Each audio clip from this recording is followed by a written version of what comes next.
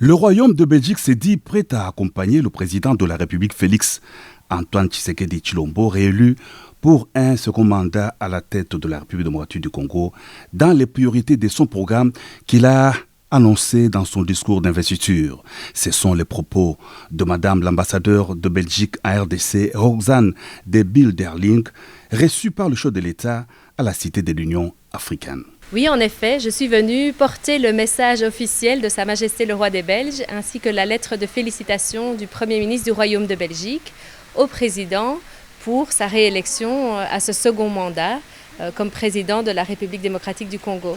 Alors, dans ce contexte-là, la Belgique souhaite accompagner le président dans toutes les priorités qu'il a évoquées lui-même, d'ailleurs, dans son discours d'investiture. Vous savez que la Belgique est un partenaire important de la République démocratique du Congo, du moins je l'espère. Nous avons un programme de coopération dans divers domaines et en réalité, nos domaines d'intervention correspondent vraiment aux priorités qui ont été identifiées par le président.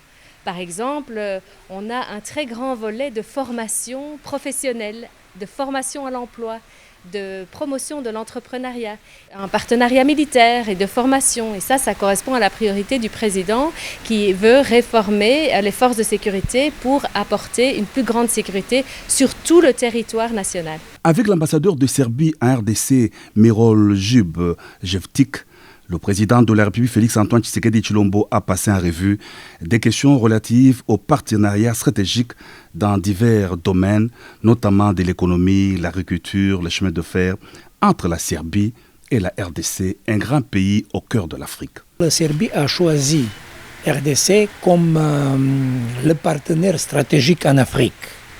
Pour nous, vous êtes important, ayant vu votre position géographique, la grandeur du pays, l'importance du pays et aussi quelque chose de très important, ce qui est la francophonie.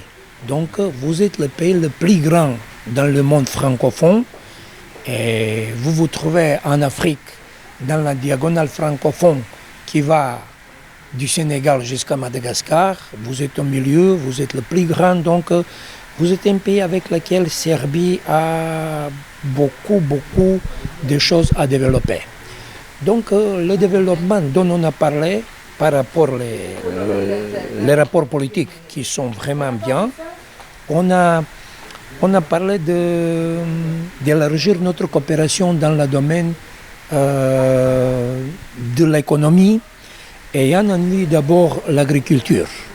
Donc vous êtes un pays avec autant que je sache, 40 millions d'hectares arables.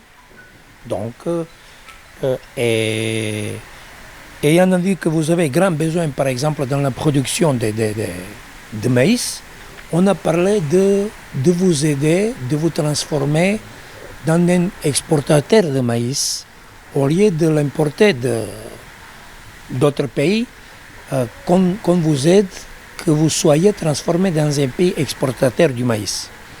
L'autre, on a parlé de la coopération dans le domaine de, par exemple, le développement de le chemin de fer, parce que nous avons les usines en Serbie qui peuvent être transmises ici au Congo et qui peuvent produire les wagons pour les besoins de vos chemins de fer.